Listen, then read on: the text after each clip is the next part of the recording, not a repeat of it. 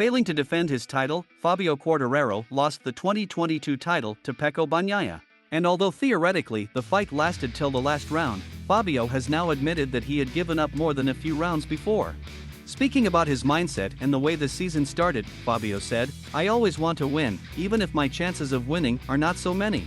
Since the beginning of the year, everything has been a bit of a miracle, so I didn't really think I could get to the end of the line. It's nice to win, but what's more important is being able to win." Fabio pointed out that his surprise podium at Mandalika in the wet gave him a lot of confidence, which was then responsible for his good results in the first part of the season. Fabio said, "The podium in Indonesia boosted my morale. I had the pace to win, but at every corner on the right I could never put myself in position to overtake. But that race gave me a lot of confidence back, which I lost in Qatar." Fabio then admitted that the first real doubts regarding his title defense creeped up as early as the fourth round at Austin, Texas, where he was unable to get past Marquez, who despite coming back from the back of the field and not being completely fit, should have been overtakeable.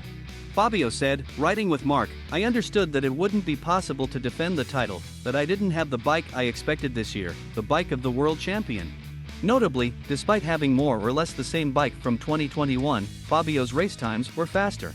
But both, the Ducati riders as well as their machine had taken bigger steps forward.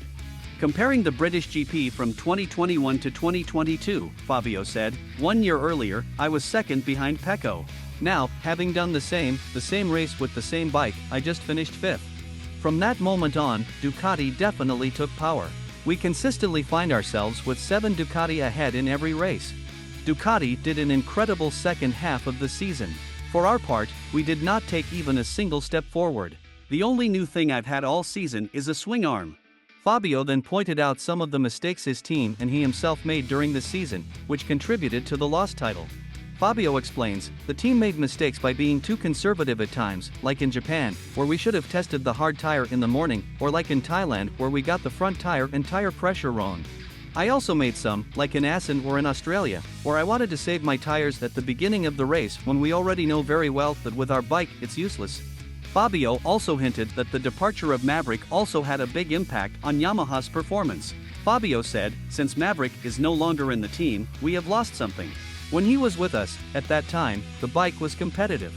Now this is no longer the case. In 20 races, Morbidelli has scored 42 points.